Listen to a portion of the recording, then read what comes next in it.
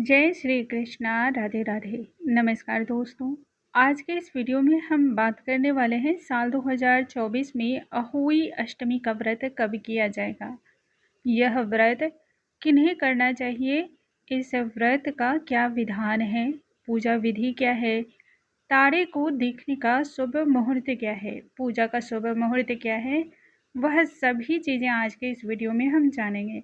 आइए वीडियो को हम स्टार्ट करते हैं। नमस्कार दोस्तों, कैसे हैं आप सभी। उम्मीद करती हूँ आप सभी स्वस्थ होंगे, सुरक्षित होंगे और आप सभी के उत्तम भविष्य की कामना करते हुए आज का ये वीडियो स्टार्ट करती हूँ। अहोई अष्टमी का व्रत यह संतान की सुख समृद्धि दीर्घायु की कामना करते हुए महिलाएं रखती हैं। इस व्रत में अहोई माता की पूजा होती है जो कि माँ पार्वती का ही स्वरूप है। अहोई अष्टमी का व्रत महिलाएं संतान की खुशहाली के लिए करती हैं, उत्तम भविष्य के लिए करती हैं और पूजा करने के बाद तारों को अर्घ्य देने के बाद ही इस व्रत को खोला जाता है। हर वर्ष अहोई अष्टमी का व्रत कार्तिक मास के कृष्ण पक्ष की अष्टमी तिथि के दिन रखा जाता है। इस व्रत को करने से महिलाओं को संतान की प्राप्ति होती है, एक ऐसे संतान की प्राप्ति जो कुल के नाम को रोशन करती हैं। इस व्रत के प्रभाव से संतान की रक्षा होती है, दीर्घायु तो प्राप्त होती ही है, साथ ही साथ हर प्रकार की बुरी दृष्टि यानी कि बुरी नज़र से भी संतान बची रहती है। सुख समृद्धि को देने वाली यह व्रत बहुत ही पुण्यदायिनी और कल्याणकारिणी है। साल 2024 में यह तिथि 24 अक्टूबर को सुबह 1:18 पर शुरू होगी और 25 अक्टूबर की सुबह 1:58 पर समाप्त होगी। हम सभी जानते हैं सूर्य उदय के साथ जो व्रत हमें प्राप्त होते हैं उन्हें व्रत को करने की महिमा हमारे शास्त्रों में बतलाई गई है। इस तरह से यदि हम देखते हैं तो व्रत 24 अक्टूबर को रखा जाएगा, दिन गुरुवार होगा। अब जान लेते हैं कि अहोई अष्टमी पर तारों को देखने का शुभ मुहूर्त क्या है।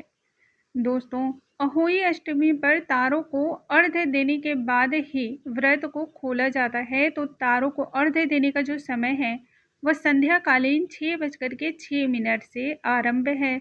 इस दिन सूर्यास्त जो है वह 5:42 पर होगा। अहोई अष्टमी पर तारों को अर्घ्य देने के पश्चात उनकी पूजा की जाती है। गुड़ और आटे के बने पुए, जिसे हमारे आम बोलचाल में गुलगुले कहा जाता है, उनसे चंद्रमा को भोग लगाया जाता है और उसी से व्रत को भी खोला जाता है। इस दिन चंद्रोदय का समय रात्रि 11:55 तक है। बहुत सारे लोगों के यहाँ अहोई अष्टमी की पूजा सुबह ही कर ली जाती है और बहुत सारे लोगों के यहाँ संध्याकालीन पूजा होती है। तो यह आपके घर का नियम है। आप घर के बड़े बुजुर्गों से पता कर लीजिए, आपके यहाँ जिस समय पूजा की जाती है उस समय पूजा कर लें। जैसे हमारे इधर दिन में पूजा होती है और रात में चंद्रमा और तारों को अर्घ्य देने के बाद ही व्रत को खोला जाता है। साथ ही याद रखें, इस दिन अहोई माता को श्रृंगार की वस्तुएं जरूर अर्पण करें, वस्त्र और श्रृंगार की वस्तुएं। इन चीज़ों को आप अपनी सास, घर की बड़ी ननद या फिर यदि बड़ी जेठानी है तो उन्हें भी आप दे सकते हैं। इसे बायना कहते हैं और यह अवश्य ही निकालना चाहिए। इसमें दक्षिणा भी अवश्य रखना चाहिए। इस दिन कुछ विशेष कार्यों को करने से बचना चाहिए, जैसे कि धारदार नुकीली चीज़ों का इस्तेमाल करना, कोई भी चीज़ को काटना या फिर किसी चीज़ को ठोकना वगैरह, जिससे किसी भी चीज़ को हानि नहीं होनी चाहिए। मान्यता है कि इस दिन यदि आपकी वजह से किसी भी पेड़ पौधे फूल पत्ती कुछ भी यदि इस तरह से नुकसान पहुंचता है तो उससे आपका व्रत खंडित होता है। तो इसलिए इन बातों का ज़रूर ध्यान रखें। यदि कोई भी चीज़ ऐसी आवश्यक हो तो एक दिन पहले ही कर लें, और यदि और ज़्यादा ऐसा हो जो आप भूल गए हों तो घर के किसी सदस्य से आप करवा सकते हैं। यदि आप अहोई अष्टमी की पौराणिक कथा सुनेंगे तो उसमें आप पाएंगे कि एक महिला से गलती से शेरनी के छोटे बच्चे को मार दिया गया था। इस गलती का परिणाम यह हुआ कि महिला की जो संतान थी उसकी भी मृत्यु हो गई। तब उस महिला ने अहोई माता की पूजा अर्चना की और पुनः अपने संतान को जीवित कर लिया। तब से इस व्रत का महत्व और अधिक बढ़ गया, इसकी महत्ता और अधिक बढ़ गई है।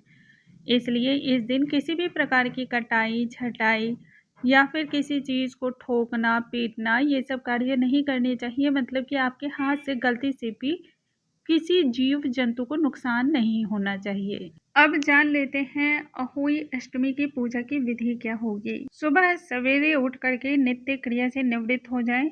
साफ स्वच्छ वस्त्र धारण करके भगवान सूर्य नारायण को जल अर्पण करें और फिर व्रत का संकल्प लें। एक साफ चौकी लें और उस पर अहोई माता का चित्र बनाएं या फिर उस पर चित्र को स्थापित करें। यदि चित्र भी ना हो तो दुर्गा माता को स्थापित करें, क्योंकि अहोई माता जो है ना, माँ दुर्गा का ही स्वरूप है। यह पूजा संध्या काल में और प्रातः काल दोनों ही समय की जाती है। तो यह आपकी परंपरा के ऊपर है कि आपके यहाँ किस समय की जाती है। माता को स्नान का भाव कराते हुए जल के छींटे लगाएं। उसके बाद वस्त्र स्वरूप कलावा या फिर चुनरी माँ को अर्पण करें। अष्टगंध, चंदन, कुमकुम, सिंदूर माता को जरूर अर्पण करें। माता रानी को पुष्प और पुष्प की माला अर्पण करनी चाहिए। भोग में यहाँ बहुत सारे पकवान बनाए जाते हैं, तो आप कोई भी मीठा पकवान बना सकते हैं या फिर मार्केट से भी आप ला करके मिठाई वगैरह अर्पण कर सकते हैं। ऋतु फल को अर्पण करें, धूप दीप अर्पण करें और फिर अहोई माता की व्रत कथा अवश्य ही सुने। इस दिन बहुत सारे जगहों पर जो है ना, पूरी और सब्जी का भी भोग लगाया जाता है, परंतु हमारे यहाँ ऐसा नहीं होता है।